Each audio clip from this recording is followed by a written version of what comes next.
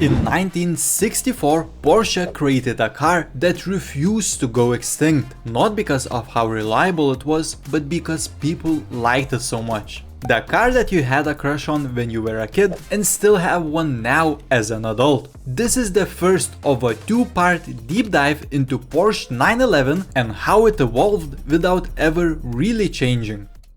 Before the 911, there was the first ever Porsche, which was the Porsche 356, which to me looks more like a Beetle that has been squished and lengthened than an actual car that would resemble a Porsche.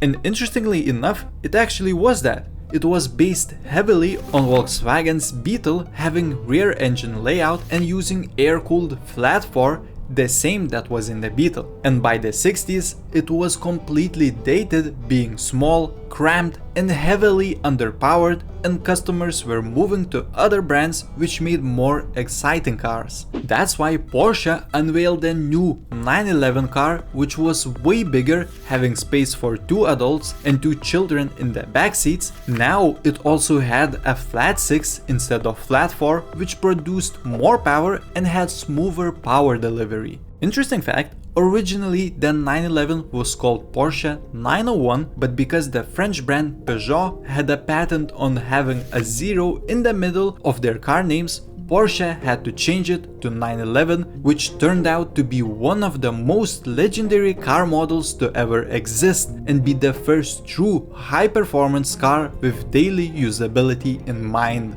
Compared to other car makers like Lamborghini and Ferrari, Porsche was different, having the engine in the back of the car rather than the front, which later became a staple in the car world.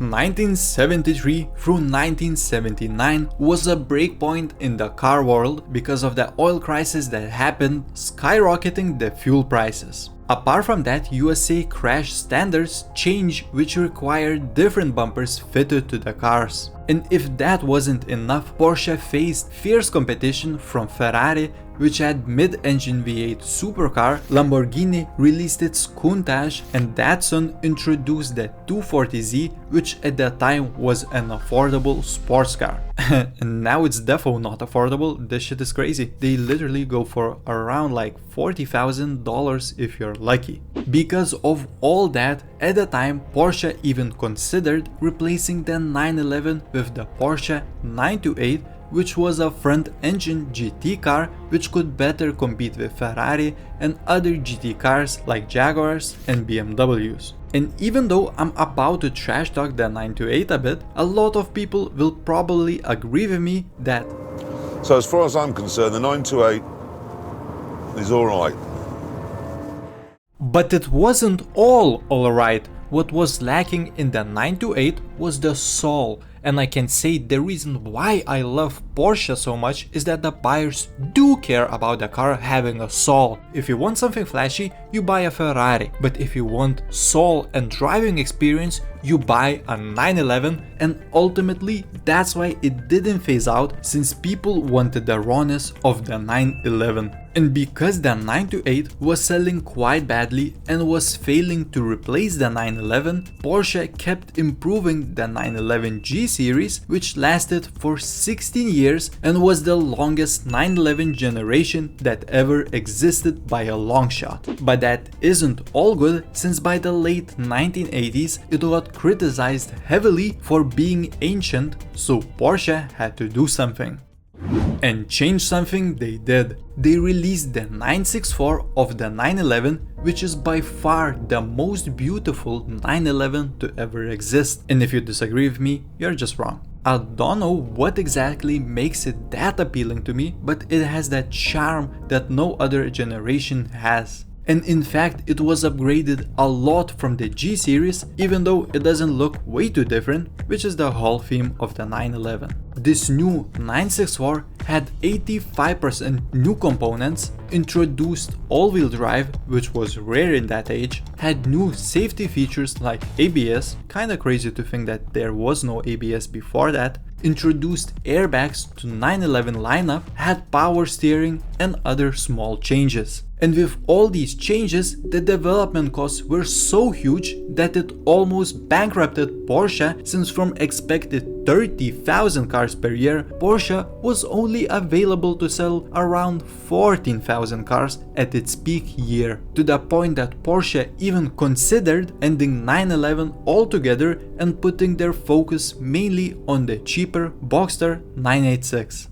But again, that's where the Porsche brand shines. Ferry Porsche, company's founder's son, personally opposed the idea of killing the 911 since he knew that 911 had become Porsche's whole brand and identity. Of course, passion was not enough, and the new Porsche company CEO, Wendelin Wiedeking, set out to fix the underperforming 911 with a new generation.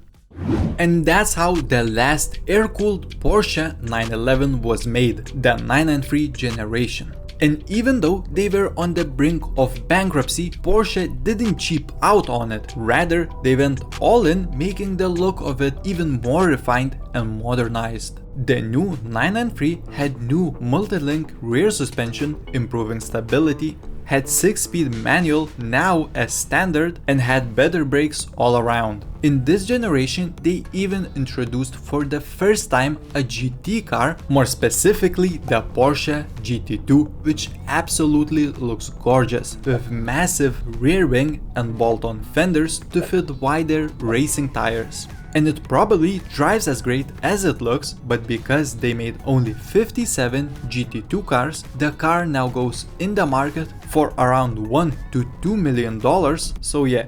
But with all that nice stuff added, Porsche took a really big gamble after their last underperforming car. And as a result, they barely, and I mean barely, profited on the 993 since it was so expensive to make, which seems like a whole trend on these older models. And so the last ever air-cooled 911 generation was coming to an end, which was also the last one to be a true driver's car, having air-cooled engines, no overpowering steering assistance, and electronic interference like stability control.